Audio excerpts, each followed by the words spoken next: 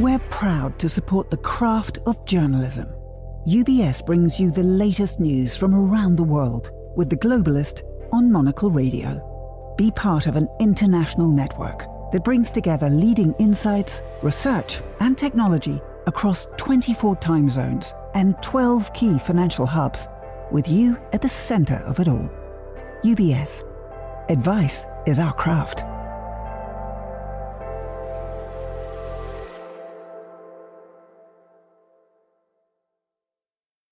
You're listening to The Globalist, first broadcast on the 8th of July 2025 on Monocle Radio. The Globalist, in association with UBS.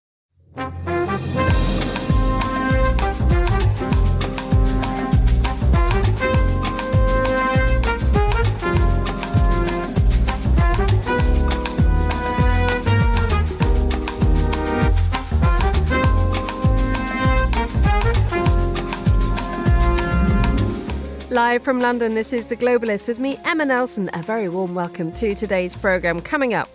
As Roland Topor surmised, les Français ont du vin, les Anglais de l'humour. King Charles in France, and now a state visit by the French president to the UK today. We'll look ahead to a crucial moment in Franco-Anglo relations. Also ahead in the next 60 minutes with Elon Musk and Donald Trump on a collision course, we'll ask if falling out with the US president is good for your business.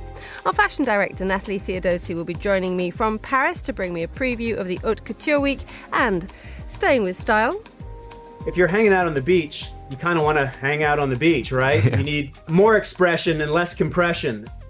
Why Speedo is certain that it's still on the money. Plus the newspapers too. That's all ahead on The Globalist, live from London.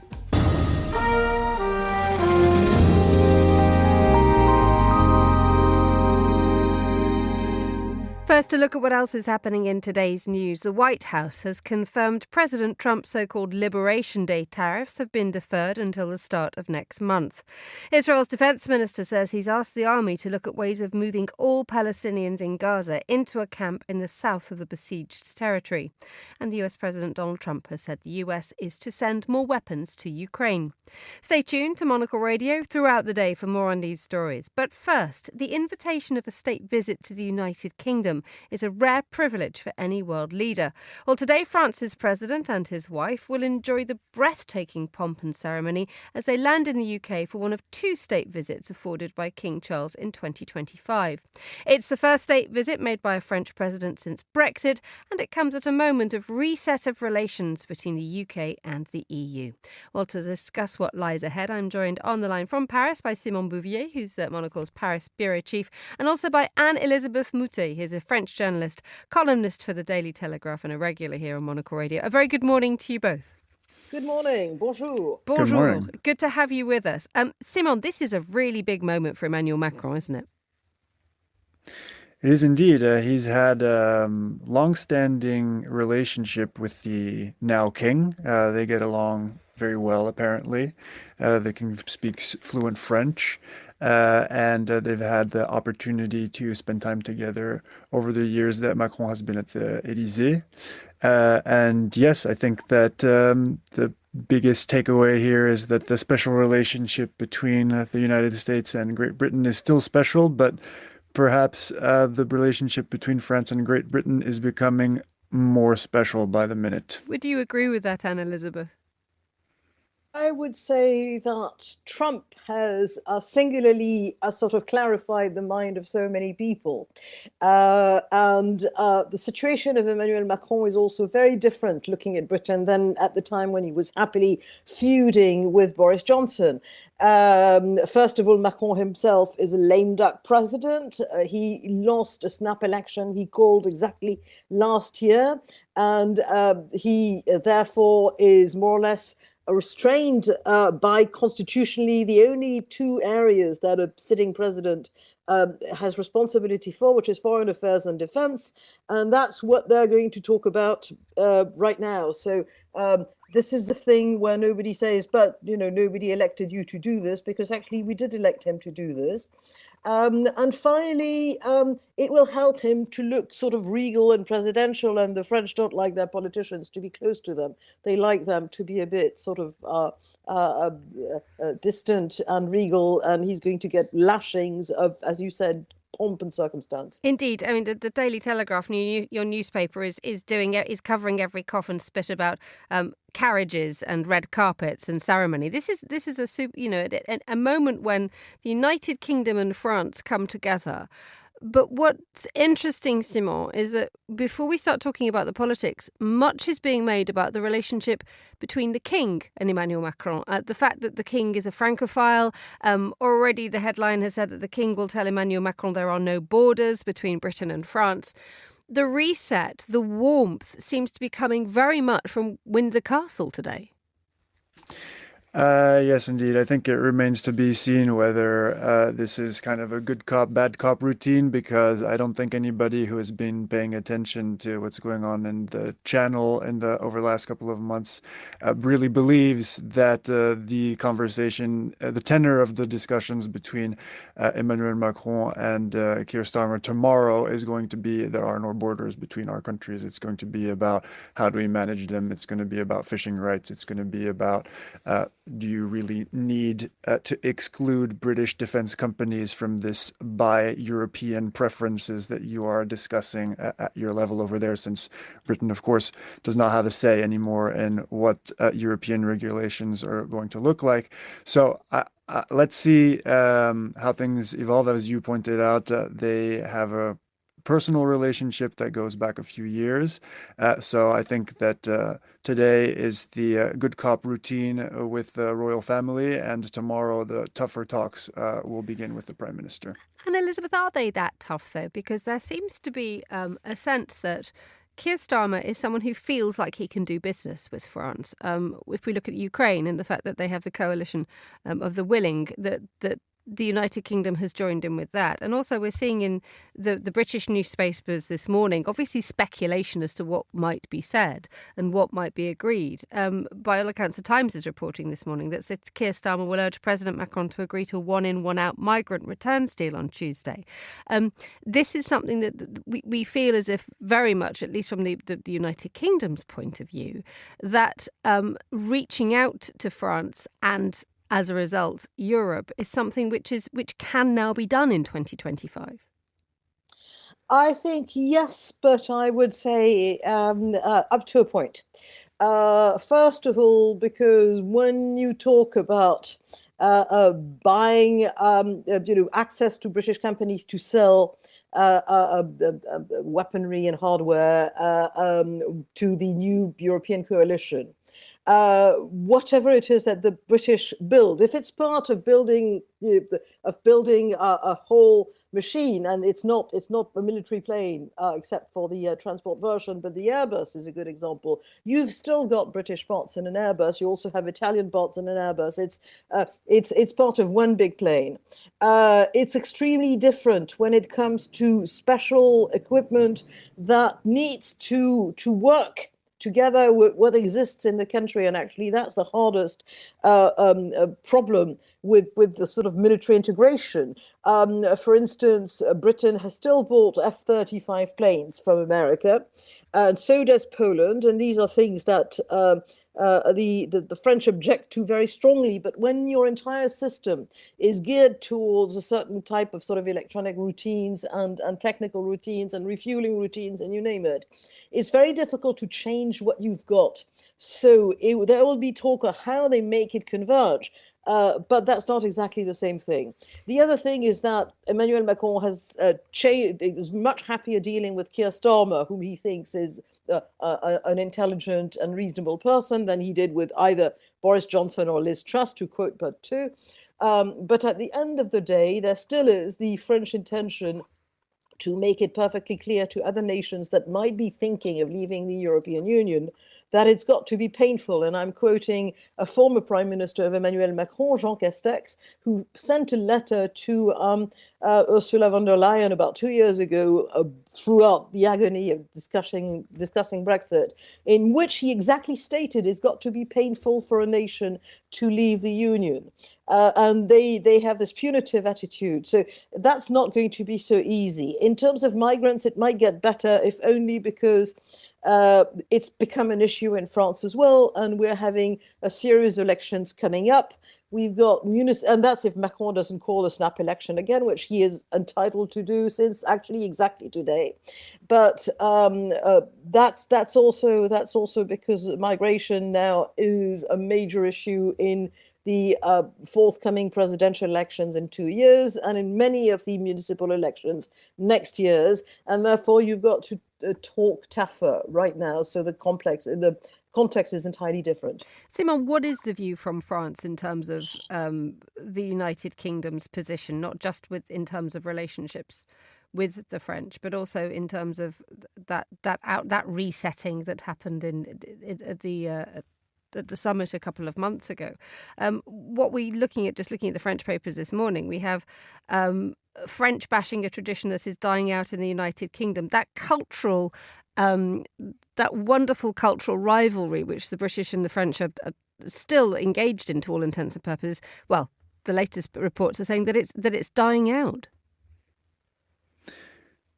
Yes, I mean, I agree with Anne-Elisabeth that Macron is first and foremost dealing with a counterpart government, right? And so he finds in Starmer and the current occupants of number 10 interlocutors that are much easier to deal with, much less ideological, much more amenable on the kind of nitty-gritty of the technicalities of the relationship between the two nations than the previous conservative occupants of number 10 were. So I think at the end of the day, we can kind of wax lyrical about the historic rivalries and so on and so forth. I think that the geopolitical context, as Anne-Elisabeth rightly pointed out as well, is extremely dire, and it makes the kind of strategic cooperation between France and Great Britain, which has become very close since this 2010 Lancaster House treaty between Sarkozy and David Cameron. Despite Brexit, from a military and operational standpoint, the UK and France have been continuing to work essentially in lockstep on security matters. And now that's more important than ever. So I think both leaders recognize that there is a lot of very important work to do in sync, and that they can kind of hash out their disagreements on other thorny questions, including migration. I don't know that the kind of history of antagonism between the two nations or friendliness is going to play a huge part in that. I think that the kind of nature of the personal relationship between Macron and Starmer and their kind of mutual faith that it's possible to do business with one another, plus the dire geopolitical context, is going to be the dominant factor here. Simon Bouvier, Monocle's Paris bureau chief, and Daily Telegraph columnist Anne-Elisabeth Moutet. Thank you both for joining me on The Globalist. Craft is its own reward, which is why at UBS we're honoured to work alongside over 50 of today's leading Nobel laureates, each an expert in the art of economic science, bringing you engaging discussions, actionable insights, and inspired solutions, all focused around the questions that shape our world today. For a better outlook, find a Nobel perspective. UBS. Banking is our craft.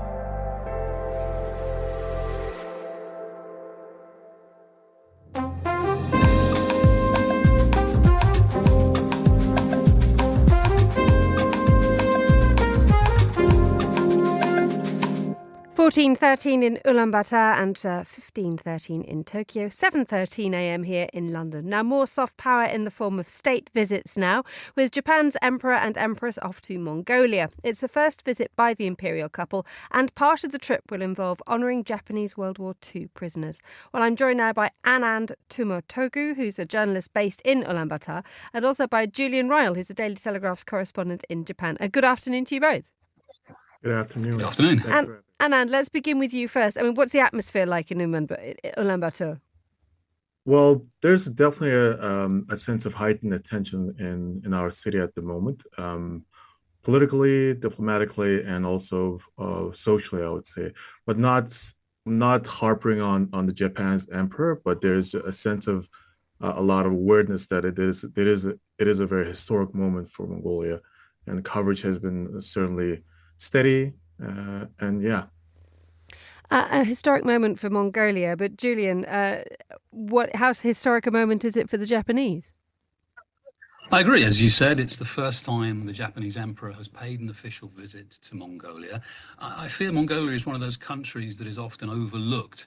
I mean, it's sandwiched between Russia and China, and it doesn't really have a day-to-day process in Japan. So yes, it's significant that the emperor is going there. This is obviously tied very closely to Japan marking the 80th anniversary of the end of the war. This is one of many events that are going on in the Indo-Pacific region and beyond over the coming months. And there were a lot of Japanese soldiers who were held as POWs after the war, and many of them didn't come back. There were 4,000 who died in captivity and only 15,000 who came back from Mongolia. So one of the main reasons for the emperor going to Mongolia this time is to sort of pay his respects to the dead. Indeed. And so tell us more a little bit about that, Anna, the fact that the emperor and empress will be on their way, are visiting today the memorial for Japanese war prisoners. What is the significance, what is the narrative around that where you are? Sure. So, yes, Mongolia, well, to state that the POWs had a very significant importance for Mongolia's development, actually. They built the foundations of our city, our capital city of Ulaanbaatar. They were the first to build our square and most of the buildings around it, even our government palace. Foundations were built by these POWs. And a lot of Mongolians don't know that history a lot, and I think that gives it sheds a light of our a past of a very deep, you might say like a little bit of a horrible past, but also in the significance that we do have some cultural values, and also this is also marks the 50th year of our diplomatic relations with Japan, and Japan has always been a very good ally to us in terms of culturally, politically, diplomatically, and also in development. And a lot of our significant, what would you call like aids have came from Japan. A lot of our developmental infrastructure was spearheaded by Japan. Julian, staying on this idea of diplomatic relations and the power of soft power. A moment ago, we were talking about how the French president and his wife are going to see the king today in the United Kingdom, and the soft power of the monarchy. Let's look at the way that the Japanese imperial diplomatic strategies, sort of how do they fit into the Japanese foreign policy? I think far less so than in the UK. They're far much more of a figurehead than the UK, which arguably makes this official visit to Mongolia even more significant. The fact that they've gone to this country on this occasion, I think that really does underline the importance that Tokyo sort of places on having good relations with Ulaanbaatar. As my colleague there was saying, there's been a great deal of investment and assistance from Japan over the years. And this is a sign that Japan really wants to continue that and to build on that relationship. Yes, the imperial family they're loved at home, but they do keep a far lower profile, I would say, than the British royal family. They're their counterparts in the UK.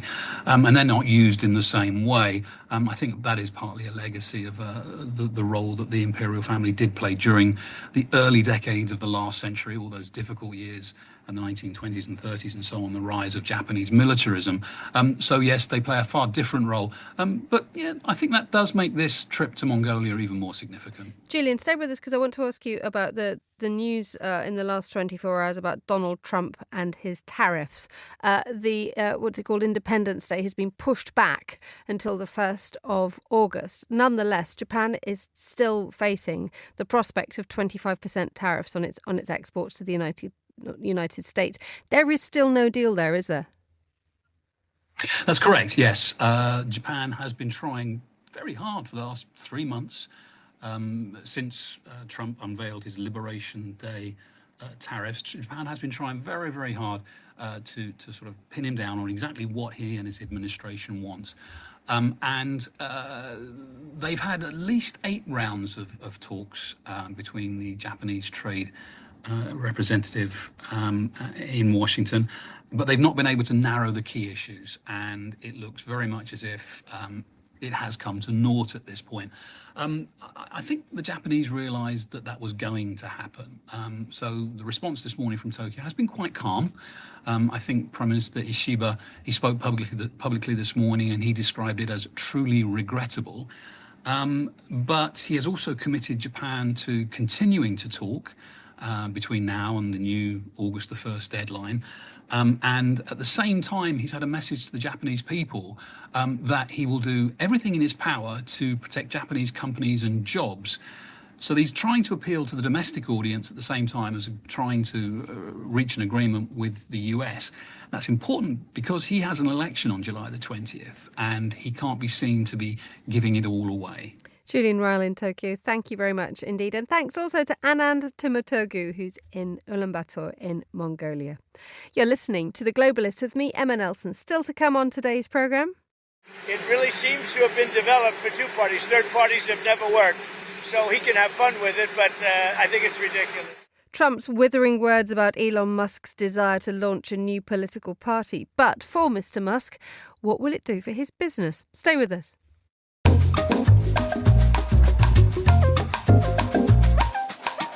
It's time to look at the newspapers. Julia Lassica, Monocle writer and researcher, joins us. Good morning, Julia. How are you? Good. It's a little bit colder this morning in London. How are you, Emma? It's happy in my studio. I have no idea what's going on in the outside world. So thank you so much for bringing us that update. You've been looking at the papers and you wanted to start with something from the Wall Street Journal. Yes, exactly. So this was an exclusive that was published by them last night, London time. And this was about Trump talking to Zelensky. They had a call that many around the world were anticipating, and Trump said that he wanted to resume the aid shipments, the weapons that had been paused last week by the Pentagon, by Secretary of Defense Pete Hegseth. And then overnight here in London, and while Netanyahu and Trump were meeting at their private dinner at the White House, that headline was updated to Trump confirms and the Pentagon confirms that some shipments will resume. Now, I think this is being taken with a huge pinch of salt. I think the attitude in Ukraine is look at Trump's actions, not his words. So if there's encouragement there, so one thing that Ukrainians are really missing at the moment and that Trump really values as well, that the US really values, is Patriot anti-missile interceptors, so Ukrainian cities being bombarded very heavily by drones, rockets, etc. But these Patriots are valued across the whole world because they can really shoot down absolutely any target. They're very, very expensive to use, but they can shoot down any target that's hitting any city. So that's one of the big points of contention, one of the things that Ukrainians are really asking for and that Trump is seeming to promise here. This is an interesting and very difficult situation now because as opposed to what was happening before the Trump administration, when the principles and the values of protecting a nation under attack was what was driving the decisions. What appears to be happening now is that if Donald Trump has a bad day with a bad phone call with someone, for example, let's look at last week with Vladimir Putin, the phone call goes badly, Putin launches huge drone attacks over Ukraine. The traditional narratives now no longer apply. Yeah, absolutely. And I think that also, there's sort of, I guess that the US is sort of starting to shift its tone in terms of they want to keep these supplies for themselves or for allies they value more. So, for example, we saw interceptors also that were being used by Ukrainians to shoot down drones specifically. They were shifted 2 months ago or a month ago now to the Middle East for use by US forces there.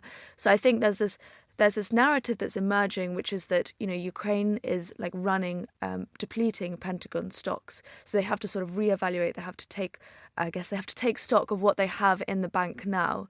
And I mean, there is something to be said for that, because Patriot missiles, for example, the ones that we were just discussing, are so expensive to produce, very, very difficult, very tricky. And while Russia, for example, can, just sort of splurge out these like lines and lines of rockets and whatever that they need to pound Ukrainian cities in the front line, in the West, production of weapons is much slower. So actually there is something interesting to be said here about, Western countries understanding how quickly they can actually produce weapons in the case of a war.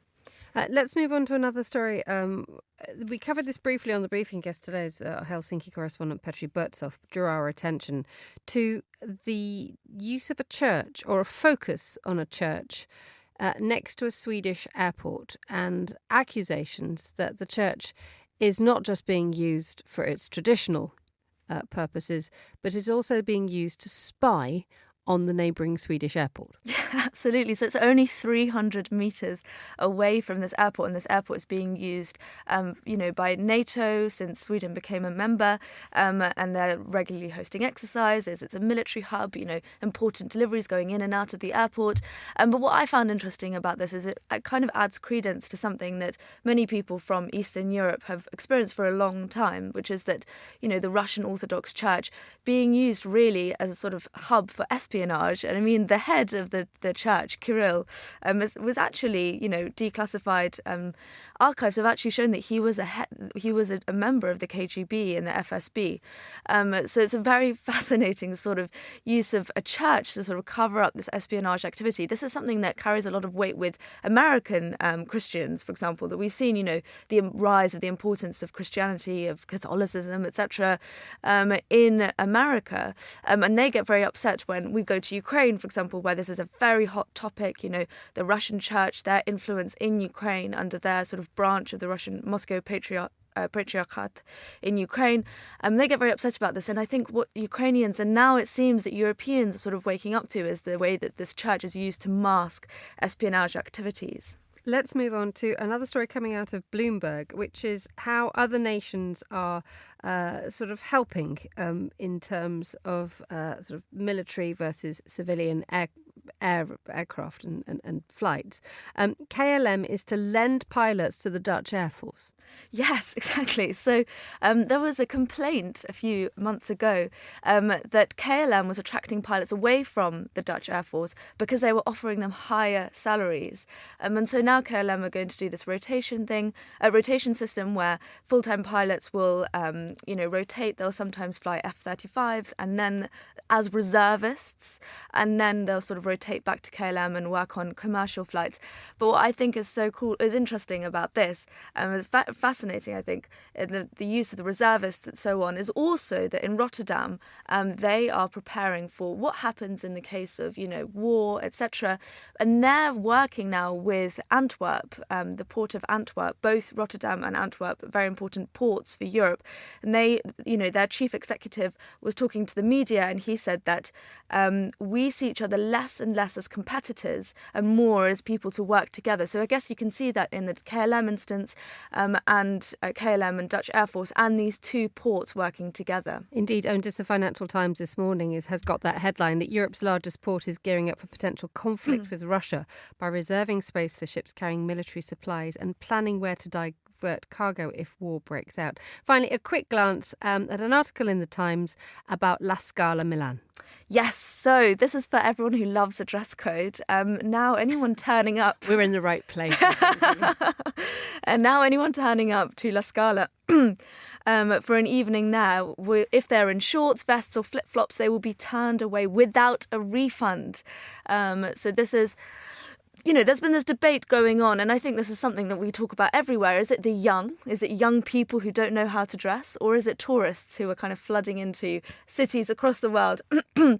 And the former director of the theatre talked about, when he was young, he was sort of frowned upon when he went to opera evenings and he didn't want to be sort of turning young people away. But actually the management now who've taken over from him have said that, no, this is the tourists and we just have to have a hard line. And in the last few days since they introduced this, there hasn't been anyone turned away, so it seems to be working. That's wonderful. I think they should just have jackets in a cupboard so you can cover yourself over. Julia Lassica, thank you so much for joining me in the studio. You're listening to Monocle Radio. The time here is 7:29 a.m. A quick look at what else we're keeping an eye on today.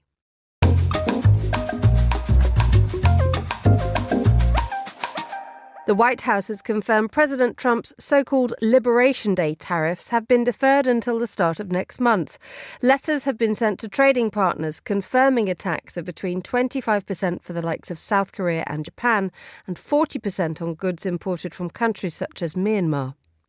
Israel's defense minister says he's asked the army to look at ways of moving all Palestinians in Gaza into a camp in the south of the besieged territory. Israel Katz said Gazans will go through security checks before entering what he's called a humanitarian city and will not be allowed to leave. And the US President Donald Trump says the United States will send more weapons to Ukraine. Washington's decision to halt some weapons shipments to Kyiv led to fears about its ability to fend off Russia's invasion. And those are the headlines on Monocle Radio.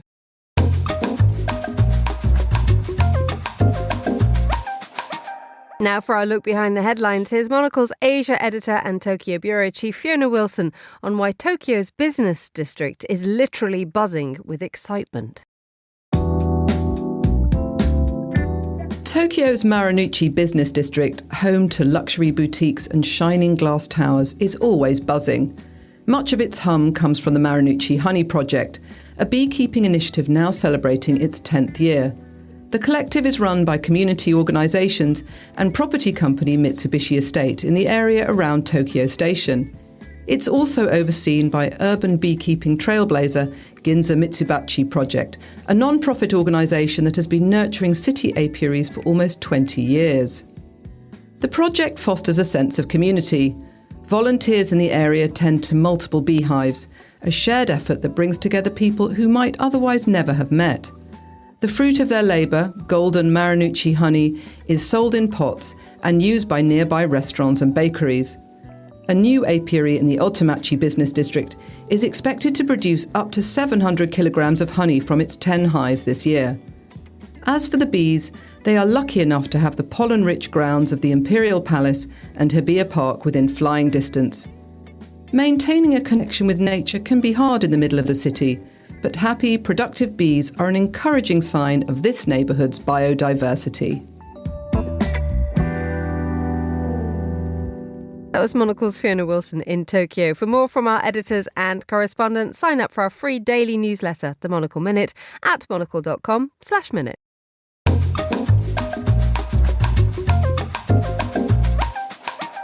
7:32 here in London. Now, in the weeks following Donald Trump's return to the White House, drivers of Tesla cars found themselves particularly unpopular on the roads because anyone who's a fan of Donald Trump and in particular his erstwhile backer Elon Musk have seen the value of Musk's companies Tesla and SpaceX take a tumble.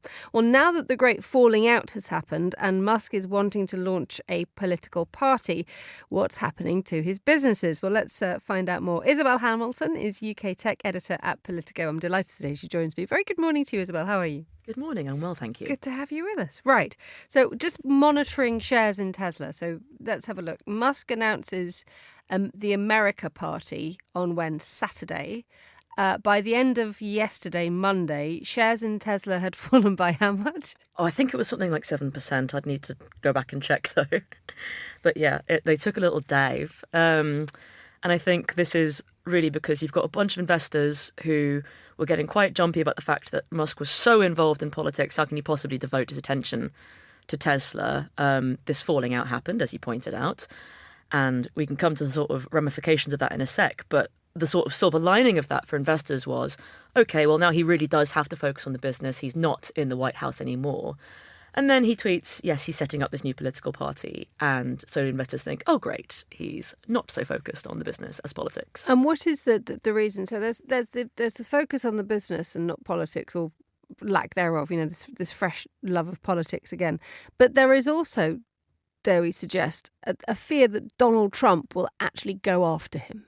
There's definitely that fear. I think something that needs to be pointed out about Tesla in terms of like how it operates as a business is that it's always had like quite sort of brilliant accounting skills. It's always made good use of government subsidies and of like tax credit programs and things like that. And this is one of the reasons that the falling out happened. I think there's been a few reports about there being multiple factors, but the big beautiful bill, as Donald Trump calls it, sort of not having provisions for these tax credits that Tesla makes good use of, is a source of tension between the two.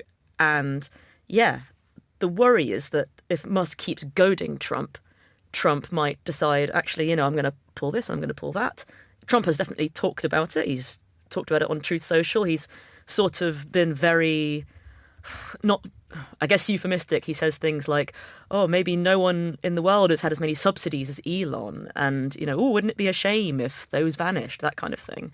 So there's definitely a worry that Trump could, in his capriciousness, decide to just target Tesla. And this brings together this very dangerous combination we've seen with Donald Trump and his businesses, but also Elon Musk's private sector involvement in government. I mean, you just need to think about Starlink and the involvement that it has had in policing. Well, in sort of the great example is the way that it has helped the Ukrainians keep abreast of what the Russians are doing. And the fact remains that were Elon Musk to start to use his private companies more actively to try to influence policy, I mean, where would that go? Because that's a real blurring of lines, isn't it? I don't know that SpaceX can influence policy so much. I think so. SpaceX has got a big head start in terms of being a government contractor for the space exploration in general and space industry.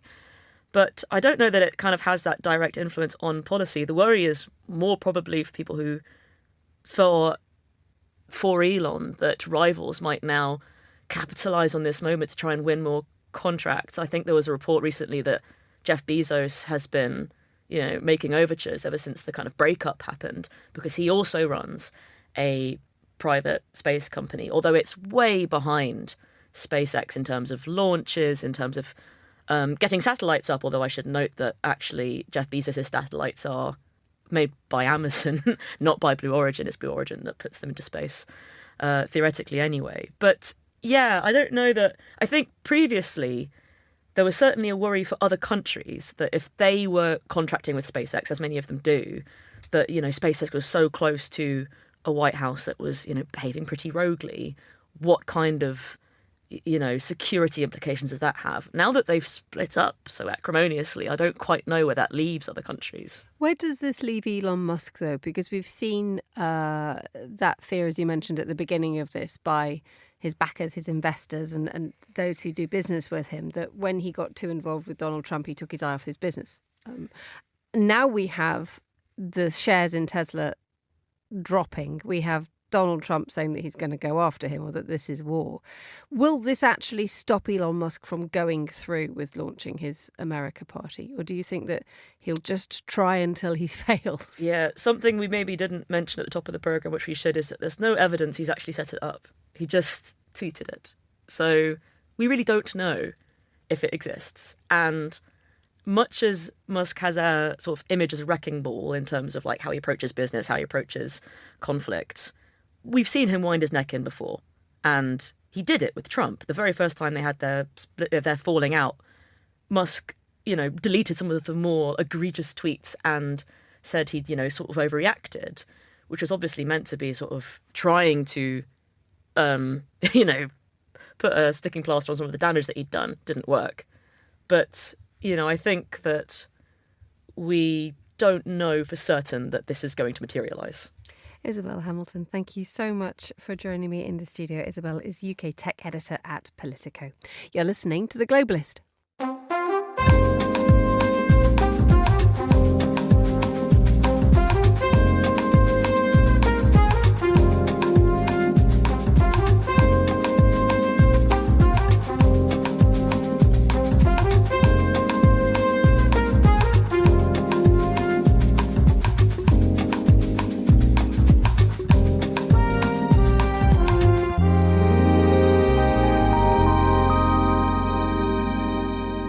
Just nudging 8:39 in Paris, and it's Haute Couture week in the French capital. Natalie Theodosi, our fashion director, has just collapsed back off the Eurostar after quite a productive week. Very good morning to you, Natalie. How was Haute Couture week? Good morning, Emma. Haute Couture Week, I think, started on such a high note. I think Celine and Michael Ryder's debut kind of gave everyone the optimism that they were needing after a lot of turmoil in the industry. There was kind of a lot of optimism that there's hope for a revamp and things to start working out in the industry again. Tell us a bit more about what Michael Ryder's vision is, because it's stitched into Celine, isn't it? Exactly. So I think there were nice clues right from the beginning. He sent everyone fresh flowers, and for the first time the flowers were yellow, not white, because before it was quite clinical. Celine was just black and white. So you could see that there's some subtle changes, and he created this beautiful silk scarf with a Japanese artisan, wrapped the invite around and sent it to guests. At the actual show, he took everyone back to Celine's headquarters in the second arrondissement. And what we saw was there was no gimmick, no big sets, no paparazzi, just really great clothes that really, like you said, stitched in the brand's heritage, with also a lot of nods to his predecessors, from Eddie Slimane, who was creative director just before him, but also Phoebe Philo, whom he worked with at Celine for a decade as design director, actually. The collection was absolutely beautiful and very wearable as well. Speaking of beautiful and perhaps not so wearable, Schiaparelli at the Petit Palais, that was eye-popping. Definitely not wearable, you're right. And a different mood overall, because for the first time, Daniel Roseberry, the Texan creative director, said that he had a proper look at the archive. Before, it was more of a loose interpretation of Schiaparelli and his surrealist fashion through his eyes. This time he wanted to pay more direct homage, and he looked at some archival jackets and dresses. It felt like a more traditional version of femininity to me, something a little bit stuck to the past, especially as I was watching some models unable to walk up the stairs of the Petit Palais. But what's interesting is that he said we should expect to see a complete restructure of the atelier and a new image and face of Schiaparelli as of next season. Where does Schiaparelli fit? Because it's nearly, a century old, and it's, as you said, it's not terribly wearable. It's pushing boundaries left, right, and centre, but it has also become the darling of influencers. And indeed, I think Jeff Bezos' wife was in Schiaparelli as part of her wedding. And what does that do to the brand's image? It's interesting because Schiaparelli was actually what we call a sleeping beauty brand. It was dormant for a while, and Daniel Roseberry came in and really gave it a new lease of life. The textile designer who came in and completely revived it. And I think what made it unique is that it was very different. It was a smaller business, and it was all about surrealism and quirk and things that were very unique, not mainstream, maybe not even wearable at a certain extent. But as it grows, it's entered the pop culture and the mainstream a little bit more. You can see these really out there private clients at the haute couture events, a lot of celebrity. I thought it was so funny that Cardi B was on the front row with a raven on her hand. But it's just a question of how far do you take it, and how is that good for business, or does it eventually have detrimental effects? So it's a good time that they will be re-strategizing and rethinking where they sit, how the atelier functions, and what's the image of the brand. And speaking of strategies and new approaches, it is the last Chanel collection by the design studio before possibly one of the most anticipated debuts. Mathieu Blazy comes in later on this year. What are we expecting the design studio to do as their farewell? Absolutely. So this is happening in a few hours, and I think it will be another kind of retrospective, almost looking back at their greatest moments in anticipation of, like you say, Mathieu Blazy's debut, which everyone is so curious about. But I think what's interesting is that during these transitions, the studio collections feel a little bit awkward, but not in the case of Chanel. The codes of the brand are so strong that every show, whether it was ready to wear, the couture was really beautiful, really strong, and the Chanel community really embraced it. So I think it will be a beautiful moment this morning, a goodbye, and the anticipation for Mathieu Blazy growing more and more by the day. And let's just talk briefly about this reinvention of codes. We saw a couple of weeks ago with Men's Week in Paris when Jonathan Anderson took some very, very strong codes from Dior and blew them apart and rebuilt them. It was a very daring moment for Dior. Do you think Chanel will be able to embrace that level of creativity and that radicalism when Mathieu Blazy comes in? I think so, definitely. I think Mathieu Blazy is not necessarily a radicalist. It's more of a quiet revolution that he leads, but still, it's a revolution. And he did it at Bottega Veneta as well, without making any big statement, changing the shops or the logo straight from the beginning, like a lot of creative directors tend to do. And that's a bit more ego-led, I would say. Look by look, he forged a completely new image, something very modern that set Bottega apart. And I find that it's due time that happens at Chanel as well. And yes, I do expect to see something very different, but I expect him to do it with respect. In the same way that Jonathan Anderson, he completely changed the face of Dior. It was something very different than what Kim Jones and Maria Grazia Curie were doing. But again, there were all these nods to the history of Dior, to the bar jacket, to different elements of the brand. So I think as long as you do it with respect and you're looking at the codes and the heritage, there's a lot of room to play. And Chanel has so much to play with that I'm sure we're going to see something really interesting. Natalie Theodosi, fresh off the Eurosur, thank you so much for joining us on The Globalist. You're listening to Monocle Radio.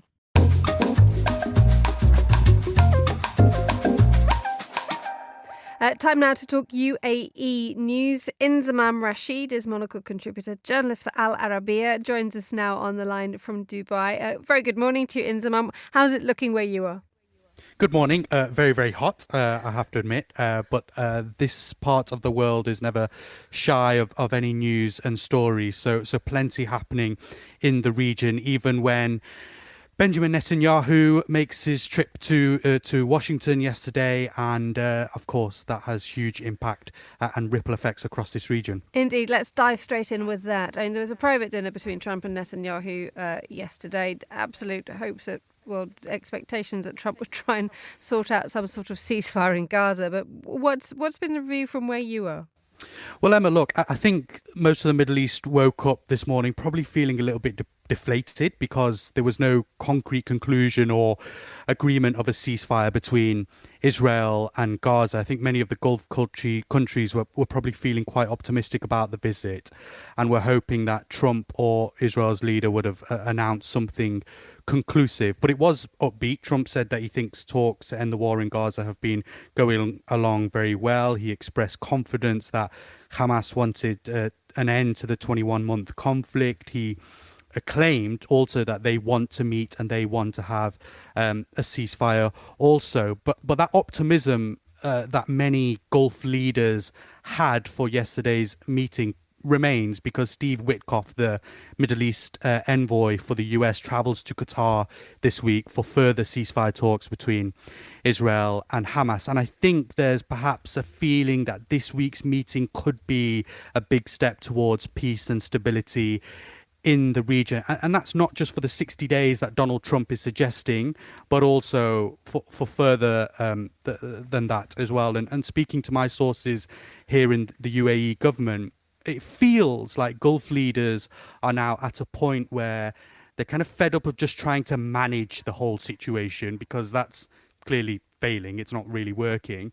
And I think there's a real hope from Gulf leaders that Donald Trump is the one who can bring an end to this conflict once and for all. He's already shown signs of that by bringing people to the table. And just a final point on that visit as well. One thing that's probably irked many people in the region is that yesterday Benjamin Netanyahu handed Trump a piece of paper with Israel's nomination of Trump for the Nobel Peace Prize. And I think this is potentially, the second nomination from a country. The other nomination came from Pakistan following the United States involvement in bringing stability to what looked like a pretty nasty flare-up of tensions between Pakistan and India a couple of months ago.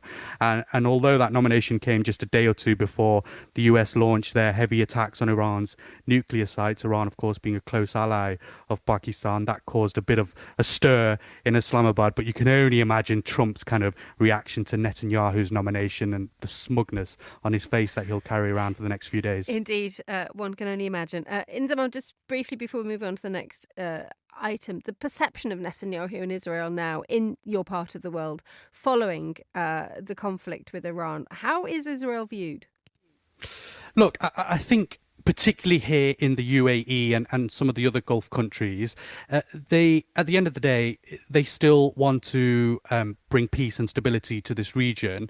And I think Netanyahu has made that very, very difficult by continuing his assault not only on Gaza, but other countries in the Middle East as well. But then the UAE has very strong ties with Israel, a lot of trade ties as well. It has strong ties, of course, with Iran too, and of course the Palestinians as well. So the UAE finds itself in a very odd position where it has a foot in a lot of the camps. Of course, they hosted Donald Trump here just recently as well. So it's hard to really, I'm sure they have opinions and strong thoughts about Benjamin Netanyahu behind closed doors, but when it comes to public facing kind of opinions, they really have to tread a fine line, and they are playing a key role in negotiations and bringing all these parties to the table, particularly in Qatar, Saudi Arabia, quietly, back channel negotiations happening as well. So it's very difficult to have a negative opinion on Israel publicly anyway. But I think the way that the Gulf countries are playing it is very, very safe. A quick look at another story on a completely different subject. So we do a bit of a handbrake turn here, and I mean that in a rather literal sense, given the fact that Fujairah, a city in the UAE, has decided that, well, I don't know why. You're going to have to tell us why have the citizens of Fujairah been given the treat of someone playing Beethoven to you as you drive along. I think we can have a listen to it.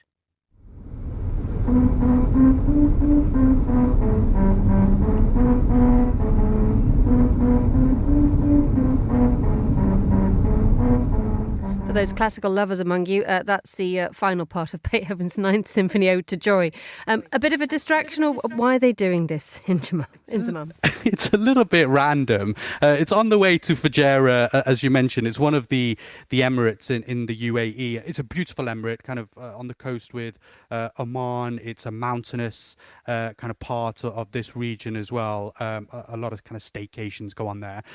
But this strip for about half a mile along the E84 highway, also known as the Sheikh Khalifa bin Zayed Road, if you're in the slow lane, that's the far right lane, and if you travel, well, they say, at around 60 miles an hour, you will get the perfect tune of Beethoven's Ninth Symphony, also known as Ode to Joy, and actually weirdly the official anthem of the European Union. So what that is doing on UAE roads is a huge question. Well, Ali Abeid Al-Hafaiti, he's the director of Fujairah's Fine Arts Academy. He's basically said that it's there to focus on spreading art and culture.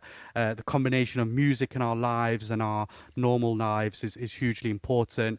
They've also said that they chose specifically Beethoven to encourage students of his academy to explore different cultures. So a bit of a random one, but also a little bit of fun, because it's garnered a lot of social media attention. We're seeing people just driving there just to hear the music as they drive to Fujairah, and as you can imagine, it's caused a bit of attention online. Actually, this is the first one in an Arab country. You've seen it in the likes of kind of California, over in Europe as well. I think Hungary have got a few on their highways, but this is the first one in an Arab country, and you can imagine the Arabs are very proud of that. I'm sure they are. Thank you so much for joining us on the line from Dubai. That was Inzamam Rashid. You're listening to The Globalist. With UBS, you have a truly global partner, incorporating new technologies, innovative approaches, and unexpected opportunities, leading you to insights that help answer the questions that matter, delivered with passion, care, and unmatched expertise. Because it's about rising with the dawn each day, knowing that we can do even better. That's what banking is to us. Not just work, but a craft. UBS. Banking is our craft.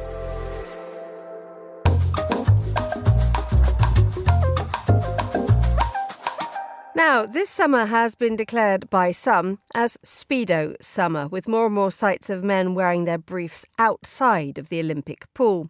And pop culture is reflecting this. All we need to do is see Walter Goggins' cover shoot for Cultured magazine. Well, Monocle Radio's senior correspondent and a proud Speedo wearer himself, Fernando Augusto Pacheco, caught up with Doug Conklin, who's Speedo's senior vice president of global design, for more. In menswear, or specifically we're talking about this men's style, it's very cyclical. So there was a time where the brief was taboo and people were wearing shorts down to their knees and all the rest of it. But you're seeing a whole new generation that missed out on whatever stigma or whatever, however people looked at the brief and thought, my God, I would never be caught dead in that. And they're rediscovering it. And so, we've been seeing our search terms consistently year over year. The brief continues to be one of the most searched terms in swimwear. And, I think we finally got to the point where it's like, look, we invented this thing and we haven't really owned it. And like I was saying earlier, like, what a great, amazing thing to be part of a brand.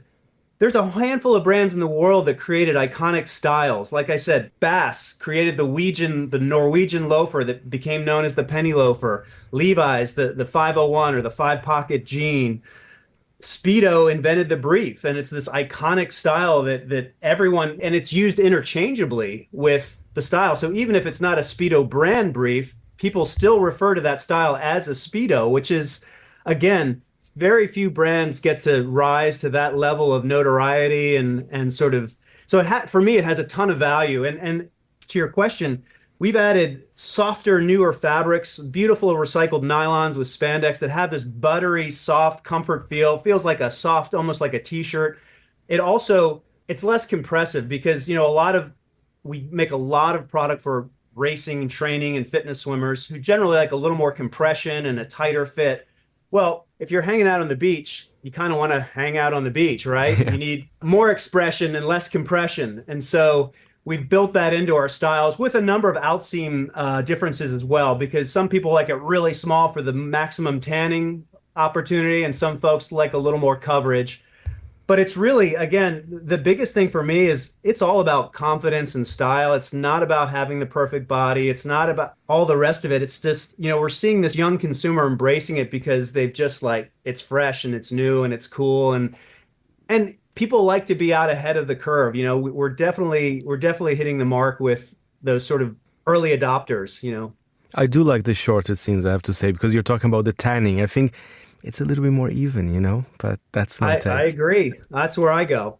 Yeah. And I want to ask you, Doug, as well. Speedo is present in so many countries around the world.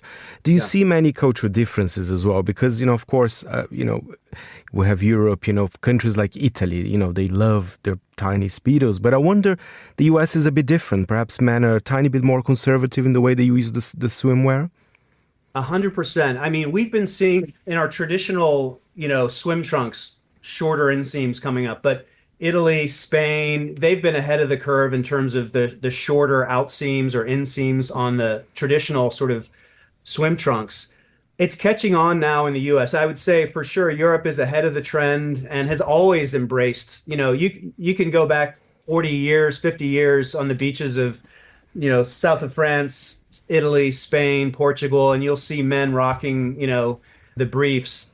For a while, really, only the competitive swimmer was wearing the brief in the United States. But, and thanks in a large part, I think the world is becoming a smaller place. We're so connected through social media. So trends are happening like that. It's not like, hit the, United States in 2 years. It's like people are on Instagram, TikTok, you name it. They're seeing what's happening and immediately trends connected. So the world is a smaller place. Of course, we see color preference differences like Northern Europe or England, UK there's a preference for darker colors, definitely brighter, more expressive colors in the south of Europe.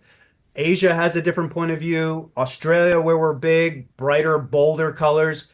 US can kind of play in all of those sort of areas. But, I think this latest exposure that we've gotten with the Walter Goggins. I was going to ask about that. That's an iconic cover. Amazing. And, I think it was a lot of things happening at the same time. I mean, he's never been hotter. And I've watched this guy in the Quentin Tarantino movies. I've always been a fan.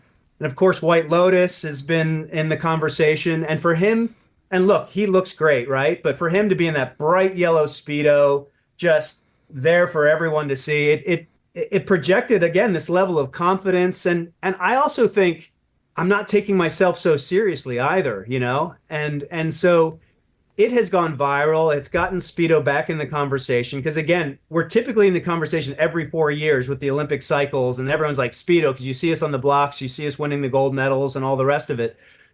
But I have to say, it's really cool to be back in the conversation with a style that is polarizing. And some people would be like, hey, maybe we don't want to be known for that because, it cuts both ways, right? But for me, to have a style that is interchangeably used across brands because it's so iconic. Not many brands get to share that space and have that piece of history. So for me, it's super important, something to be really proud of. Indeed. That was Doug Conklin, Speedo's Senior Vice President of Global Design, talking to our Speedo man, Fernando Augusto Pacheco. And that's all the time we have for today's programme. The warmest of thanks to all my guests and to our producers, Chris Chermak, Carlotta Rebella and Ryuma Takahashi. Our researcher was Henry King and our studio manager was Lily Austin, with editing assistance from Hunter Wang. After the headlines, more music on the way. The briefing's live at midday here in London, and The Globalist is back at the same time tomorrow. But for now, from me, Emma Nelson, goodbye. Thank you very much for listening.